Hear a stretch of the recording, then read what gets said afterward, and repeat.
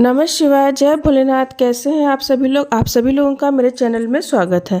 तो इस वीडियो में हम विजया एकादशी के बारे में बात करने वाले हैं कि विजया एकादशी कब है, उसका शुभ मुहूर्त क्या है और एकादशी तिथि कब लग रही, द्वादशी तिथि कितने समय लगेगी, व्रत का पारणा का क्या समय रहेगा। तो वीडियो स्किप मत करिएगा, पूरे लास्ट तक वीडियो देखेंगे तभी आपको समझ में आएगा। एकादशी तिथि की शुरुआत हो रही है 6 मार्च सुबह 6:30 बजे से और इसकी समाप्ति हो रही है 7 मार्च को सुबह 4:13 पर। तो जो लोग 6 मार्च को व्रत रखेंगे वो दोपहर में इसका पारण करेंगे 1:28 से लेकर 3:49 तक। कहने का मतलब 3:45 बजे तक आप पारण करेंगे, दोपहर में करेंगे, क्योंकि हरिवासर के समय पारण नहीं किया जाता है और द्वादशी तिथि के चौथाई जो शुरू का जो चौथाई जो समय होता है उसको हरिवासर कहते हैं, इस पर पारण नहीं किया जाता है। जो लोग 7 मार्च को व्रत रखेंगे वो 8 मार्च को पारण का समय है 6:23 से 8:45 आप पारण कर सकते हैं। तो अब कन्फ्यूज़न ये बना हुआ है कि 6 मार्च को व्रत रखे कि 7 मार्च को व्रत रखे, क्योंकि अगले दिन शिवरात्रि भी है 8 मार्च को।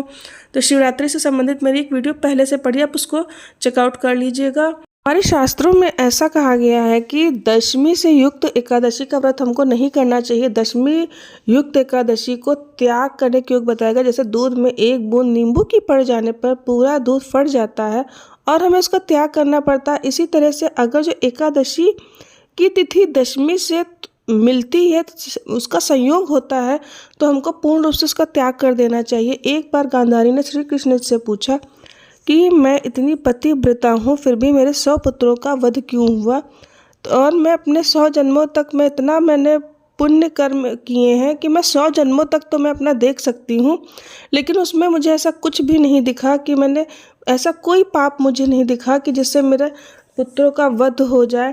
तो श्री कृष्ण ने कहा कि 100 जन्म के पहले के जन्म की बात है कि आपने दशमी से युक्त एकादशी का व्रत किया था, जिसके कारणवश आपके पुत्रों का विनाश हो गया। तो इसीलिए हमको दशमी से युक्त एकादशी को त्याग करना चाहिए, किसी भी हालत में नहीं रहना चाहिए। ऐसा आजकल बहुत प्रचार में आ रहा है कि गृहस्थों की एकादशी अलग है और साधु संत और जो इस्कॉन टेम्पल वाले हैं उनकी अलग है, जबकि ऐसा कुछ नहीं होता है। आप शास्त्र उठाकर पढ़िए और जो शास्त्रों में जैसा बताया गया है, जो ये जो हमारे व्रत होते हैं, जन्माष्टमी भी जो होती है तो ये भी सप्तमी युक्त अष्टमी का हमको व्रत इसमें नहीं रहना चाहिए, भले अष्टमी से युक्त नवमी का व्रत रहना चाहिए। तो आप शास्त्र उठाकर पढ़िए और फिर आपका ये टोटल विवेक पे डिपेंड करता है कि आप कौन सा व्रत रहेंगे, 6 तारीख वाला कि 7 तारीख वाला। और विजया एकादशी जैसा कि नाम से ही स्पष्ट है कि ये आपको हर कार्य में विजय दिलाती है, चाहे वो आध्यात्मिक से संबंधित हो कि आपको आध्यात्मिक क्षेत्र में अपनी उन्नति करनी है, या कोई आपका कोई कार्य है जो कि अटका पड़ा हुआ, जो कि नहीं पूरा हो पा रहा है, तो उसके लिए भी विजया एकादशी का व्रत बहुत अच्छा होता है। और इसके व्रत से लक्ष्मी नारायण प्रसन्न होते हैं। तो हमको सुबह उठकर ब्रह्म मुहूर्त में स्नान आदि करके घर को स्वच्छ करके गंगा जल में पूरे घर का अवश्य ही छिड़काव करना चाहिए। उसके बाद में हमको स्वच्छ वस्त्र पहनने चाहिए, खुद पीले वस्त्र पहने, भगवान को भी पीले वस्त्र पहनाएं और संकल्प तो अवश्य ही लेना चाहिए।